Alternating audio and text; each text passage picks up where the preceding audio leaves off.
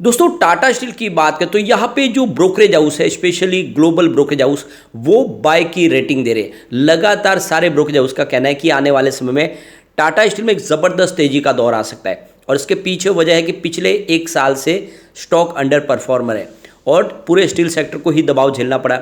सबसे जो बड़ी बात है प्रॉब्लम की, जियोपॉलिटिकल टेंशन चल रही है। जब से रसिया यूक्रेन का युद्ध चल रहा है, यूरोपियन बाजार में इनको बहुत ज़्यादा प्रॉब्लम झेलनी पड़ रही है। इसके अलावा यूएस के मार्केट में इन्फ्लेशन का प्रॉब्लम हो रहा है और ये जो ग्लोबल मार्केट में टाटा स्टील का कामकाज है वहाँ पे तकलीफ हो रही है। दूसरी तरफ देखें तो यूके का जो इनका बिजनेस है वो तो काफ़ी ज़्यादा इनको प्रॉब्लम दे रहा है और इसके लिए ऑलरेडी उन्होंने यूके की गवर्नमेंट से बातचीत शुरू की हुई है। उनसे एक बड़ा पैकेज मांगा राहत का, अगर मिलेगा तब तो बिजनेस आगे बढ़ेगा, वरना उन्होंने कह दिया कि हम यूके से अपना बिजनेस बंद कर देंगे, क्योंकि हमें इस तरह से लॉस मेकिंग बिजनेस को आगे नहीं बढ़ाना है। क्योंकि company green energy, green steel के माध्यम से अपने कारोबार को आगे बढ़ाना चाहती है और इंडिया में वो अपनी सारी सब्सिडीज कंपनी को मर्ज भी करने जा रहे हैं। तो इसी वजह से एक बड़ा विजन के साथ में टाटा स्टील आगे बढ़ रहे हैं और एक तेजी का दौर आने की संभावना बहुत ज़्यादा है और स्टॉक बहुत नीचे है। इस बार रिजल्ट भी बेहतर है पिछले साल के मुकाबले और कह सकते हैं कि आने वाले समय टाटा स्टील में तेजी का दौर आ सकता है। तो क्या इस समय हमें टाटा स्टील में इन्वेस्टमेंट करना चाहिए? और वैसे अगर आप देखें तो टाटा ग्रुप की ये सबसे पुरानी कंपनी है और बहुत ही मजबूत इसका बिजनेस है। तो क्या है आगे की संभावना और क्या है ब्रोकरेज हाउस की राय जानने की कोशिश करेंगे। इसके अलावा एक बड़ी अपडेट और निकल कर रही है टाटा स्टील की तरफ से, उसको भी समझेंगे। लेकिन फ्रेंड उससे पहले अगर आप पहली बार हमारे चैनल पर आए तो चैनल को सब्सक्राइब कर दीजिए, एक बेल आइकॉन दबा दीजिए ताकि जब भी नया वीडियो बने पहला नोटिफिकेशन आपको मिले। वीडियो पसंद आए तो लाइक शेयर जरूर कीजिए। चलो फ्रेंड्स वीडियो स्टार्ट करते हैं। मैं हूँ आपका दोस्त एस.बी. दवे और हमारे अपने चैनल ऑनलाइन कमाई में आपका बहुत बहुत स्वागत है। सबसे पहले अगर आज के बाजार की बात करें तो बीएसई सेंसेक्स आज 62,845 के स्तर पर क्लोजिंग दी है, जहाँ पे 57 पॉइंट की तेजी थी, यानी मामूली सी तेजी थी। 0.092% की तेजी जी बहुत कम थी और इसके पीछे वजह ये कि इस समय एफआई बाजार में प्रॉफिट बुक कर रहे हैं। और निफ्टी मेटल में गिरावट थी, 5,967 के स्तर पर देख सकते हो 0.14% की गिरावट थी। और नतीजा ये रहा कि हमें टाटा स्टील में भी गिरावट देखने को मिली, लेकिन गिरावट निफ्टी मेटल से कम है, ये भी आपको ध्यान रखना है। तो दूसरे मेटल के शेयर ज़्यादा गिरे। देख सकते स्टॉक की शुरुआत 109.75 पर हुई, शुरुआत पॉजिटिव हुई। कल की क्लोजिंग 109.40 की थी। इंट्राडे में देख सकते हो 109.85 भी गया, यानी स्टॉक थोड़ा सा ऊपर गया।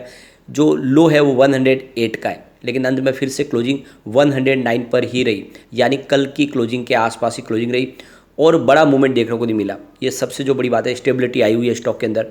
अब यहाँ पे एक बड़ी अपडेट निकल के आ रही है। टाटा स्टील ने एक्सचेंज को जानकारी दी है कि उनकी एक मीटिंग होने जा रही है। ये 1-to-1 मीटिंग होगी, ग्रुप मीटिंग है और आप देख इसकी डेट आ चुकी है 7 जून। इस मीटिंग की बात करें तो ये Morgan Stanley India investment forum के साथ में इनकी मीटिंग है।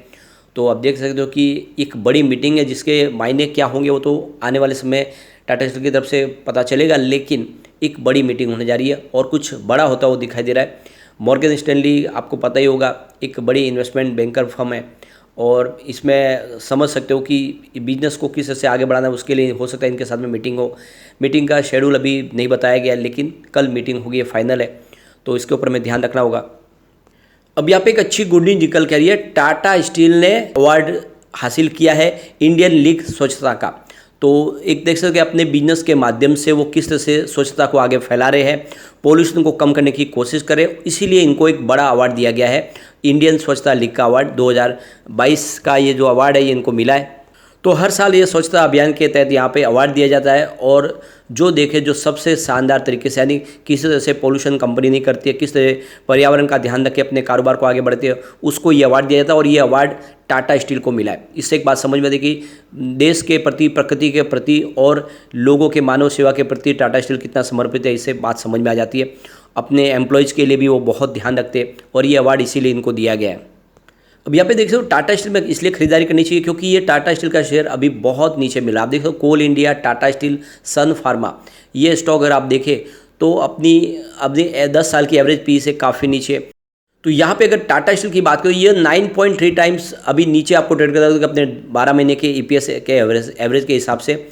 और अभी ये देख सकते हो कि ये काफ़ी ज़्यादा डिस्काउंट में मिल रहा है, यानी इसकी जो प्राइस है 127 होनी चाहिए अगर 10 साल का एवरेज के हिसाब से देखें तो इस लेवल से देखें तो 16% का पोटेंशियल अपसाइड है इसमें।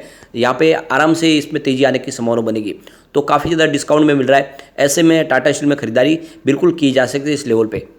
अब यहाँ पे देख सकते हो कि मोतीलाल ओसवाल ने इसकी न्यूट्रल रेटिंग दी है और उन्होंने भी 110 का टारगेट दिया, नहीं इस लेवल से और ऊपर जाने की संभावना बिल्कुल है। इसके अलावा कोटक सिक्योरिटीज की तरफ से इसका 112 का टारगेट दिया गया है और उन्होंने भी इसमें खरीदारी की सलाह दी है। इसके अलावा ग्लोबल ब्रोकरेज हाउस काफ़ी ज़्यादा बुलिश है टाटा स्टील को लेकर। CLSA ने इसकी आउट परफॉर्म की रेटिंग दी है और इसका टारगेट 125 का रखा है। मॉर्गन स्टैनली की तरफ से जो रेटिंग है उसको इक्वल वेट रखा गया है और 110 का टारगेट दिया गया है।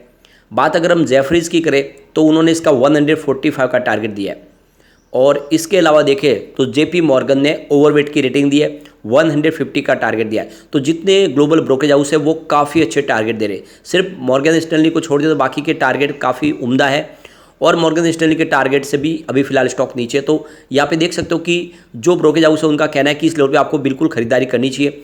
इस बार बेहतर परिणाम भी देखे हमने और इस परिणाम के दम पे ये जो ब्रोकरेज हाउस है इनका कहना है कि आपको खरीदारी करनी चाहिए, आने वाले समय एक अच्छा रिटर्न आपको देखने को मिल सकता है।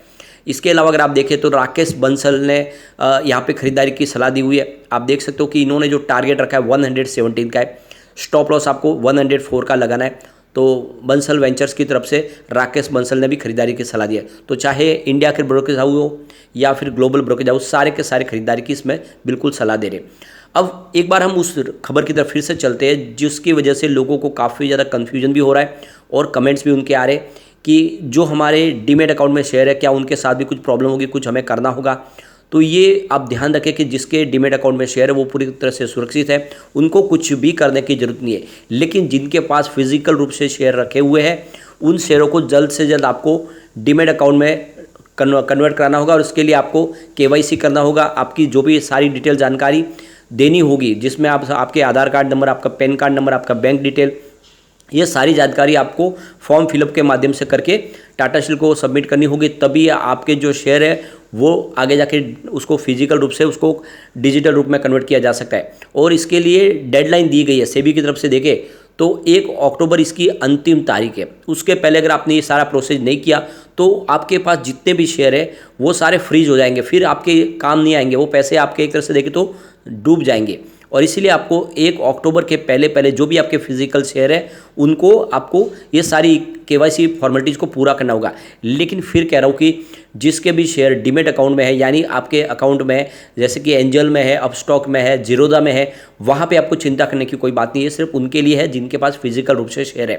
तो आप जल्द से जल्द ये अपना प्रोसेस पूरा करके अपने शेयर को डिजिटल रूप से उसमें कन्वर्ट कर लीजिए ताकि आने वाले समय आपके शेयर सुरक्षित रहे। तो टाटा स्टील के बारे में आपको यही ध्यान रखना है कि टाटा स्टील मेगा मर्जर करने जा रहे हैं, बहुत जल्दी ये प्रोसेस पूरा होगा।